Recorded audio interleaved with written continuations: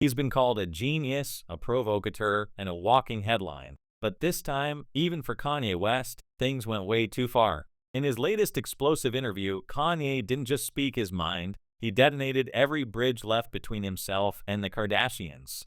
For the first time, he publicly admitted he regrets having kids with Kim Kardashian, and then, in the same breath, he called her family a mob. That one word, mob, has the entire entertainment world spinning, because when Kanye talks, the world listens, but when Kanye explodes, the world divides. And right now, fans, insiders, and even those close to him say this may be the most brutal and personal attack yet, one that could permanently end any chance of peace between Kanye and the Kardashian empire. The interview started like so many others, Kanye sitting across from a host, dark sunglasses on, a smirk playing across his face, calm but dangerous. You could tell from the first minute he was about to say something that would break the internet. He was asked a simple question. If you could go back, what would you change about your past? And Kanye paused for a moment. The silence stretched. Then he said the line that's now echoing across the globe. I would have thought twice before having kids with Kim. The host looked stunned. But Kanye wasn't done. He leaned forward and said, that family, they're not a family. They're a mob. Everything they do is control, manipulation, and fame. I didn't have kids, I had contracts.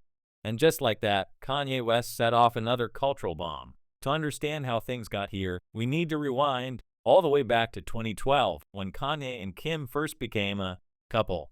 Back then, it felt like the perfect match. The rapper and the reality star. The fashion innovator and the beauty mogul. Two powerhouses merging into one unstoppable brand. Kanye boosted Kim's credibility in high fashion. He got her on Vogue. He redesigned her entire aesthetic. Gone were the bright colors and bold prints, replaced by neutral tones and minimalist chic. Kim gave Kanye something too: mainstream visibility, global exposure, and the Kardashian media machine behind him. Together, they were unstoppable.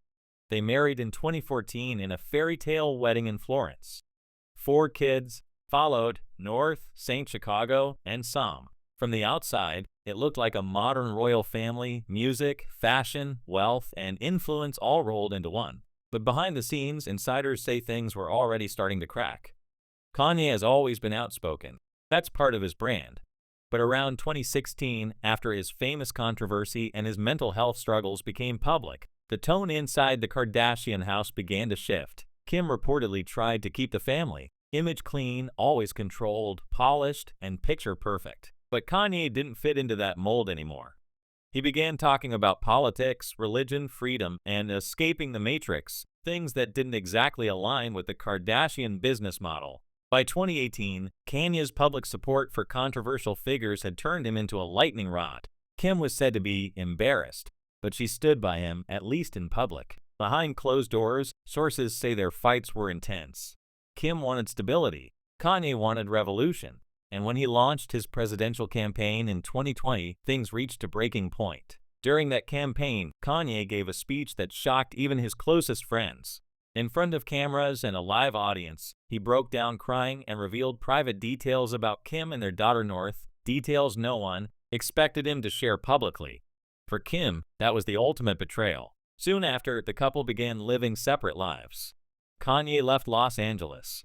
Kim focused on her law studies and brand empire. Divorce rumors swirled, and in 2021, it became official. But even after the divorce, the drama didn't stop. Kanye repeatedly criticized Kim's parenting on social media. He accused her of keeping their kids from him, of letting them use TikTok without his consent, and of surrounding them with what he called Hollywood poison. Kim, for her part, tried to stay quiet publicly, saying she just wanted peace for the children. But insiders claim she was furious behind the scenes, tired of Kanye using the kids as ammunition in his public rants. Then came this new interview, and with it, Kanye's most brutal words yet. When he said he regrets having kids with Kim, it wasn't just an attack, it was a statement dripping with pain, resentment, and anger. He claimed the Kardashian family turned his children into products, born into a machine of fame and money. He said, they don't see children, they see brands. Every birthday, every photo, every moment is an ad. The host asked if he still talks to Kim. Kanye's answer? I talk to my kids. That's it. Everything else goes through the mob. When pressed on what he meant by mob, Kanye smirked and said, you know exactly what I mean.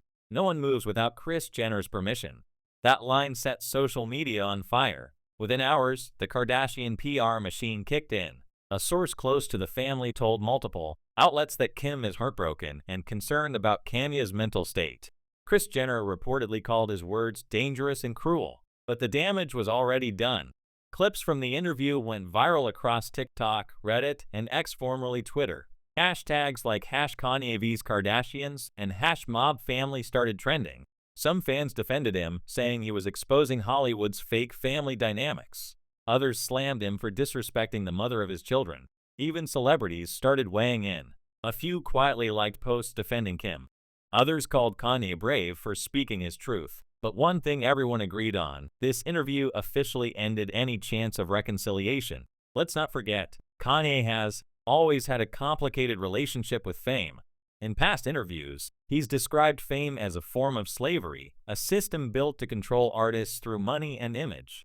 He once said, "They give you fame like a drug. Then when you try to quit, they destroy you." And in this latest outburst, he seemed to suggest the Kardashians were the embodiment of that system. By calling them a mob, Kanye wasn't just talking about a family feud. He was accusing them of being the gatekeepers of the fame industry, controlling narratives, people, and even children for power. That's what makes this latest controversy so heavy. It's not gossip, it's philosophy wrapped in chaos. But here's where things get even messier. Insiders claim Kim has already spoken to her legal team. She reportedly wants boundaries to protect their children from being dragged into future public outbursts. While she's not planning to sue Kanye, for now, she's allegedly prepared to take legal action if he keeps mentioning the kids in interviews. Meanwhile, Kanye seems unfazed. He's doubling down. In a recent social media post, he wrote, "They can't cancel truth. They can't silence God." He also hinted that he's working on a documentary that will reveal what really happened behind the Kardashian walls. If that's true, things are about to get even more explosive. So where does this all lead? Right now, Kim is focusing on keeping the kids away from the chaos. Her team's official statement says she's protecting her children's peace and wants to co-parent respectfully. But privately, insiders say she's furious, not because of what Kanye said about her, but because his comments could one day hurt their kids. North, their eldest, is already old enough to understand what's happening. She's seen headlines before, and with every viral clip, the family tension gets harder to hide. Kanye, on the other hand, seems to believe he's fighting a bigger war, not against Kim, but against what he calls the Hollywood system. He told the interviewer, "They think I lost my family, but I didn't lose them, I freed myself." It's the kind of line only Kanye could say, poetic, painful, and confusing all at once. Behind all the chaos, there's one question fans keep asking. Does Kanye really regret his children, or was it just anger talking? Because love him or hate him, Kanye West has always been deeply emotional when it comes to his kids. He's written songs about them, talked about them endlessly, and even built a ranch in Wyoming hoping to give them space away from the spotlight. So when he says he regrets having them, it's not likely he means them as people. It's what came with them, the fame, the cameras, the Kardashian machine. In his mind, maybe he regrets the world they were born into, not the children themselves. But the problem is, when you say something like that publicly, nuance disappears. The internet doesn't care about context. It only hears one thing. Kanye regrets his kids. And that's a headline that will follow him forever. Meanwhile, industry insiders are calling this one of Kanye's most self-destructive moments. He's reportedly lost several sponsorship deals since the interview aired. Fashion brands that had quietly started working with him again after his previous controversies are now pulling out. One insider put it bluntly, every time Kanye tries to rebuild, he burns it down again. Still, his fan base remains fiercely loyal. To them, Kanye isn't crazy, he's raw, unfiltered truth. They see him as a man who refuses to bow to the system, even if it costs him everything. And maybe, in his mind, that's exactly what he wants. So what happens next? Kim will likely go silent. She always does after a public Kanye storm. The Kardashians will close ranks, control the narrative, and turn their focus back to business. Kanye will ride the wave of chaos, tease new music, make a few cryptic posts, and stay unpredictable. But underneath the noise, there's tragedy here. Two people who once loved each other deeply, who built a family, an empire, and a legacy, now locked in an endless war of words. A war fought not in courtrooms, but in interviews, tweets, and headlines. And the real victims? The kids, caught between two worlds, one of fame, one of freedom. Maybe that's why Kanye sounds so bitter. He's not just lashing out at Kim. He's lashing out at the entire system that turned his private life into public entertainment. He once called fame a trap, and now even his own children are growing up inside it. For him, that's not regret about fatherhood. It's regret about the circumstances of fatherhood. Still, the way he said it, the venom, the coldness, made it impossible to ignore. He could have spoken with love. Instead, he chose war. And that's the paradox of Kanye West.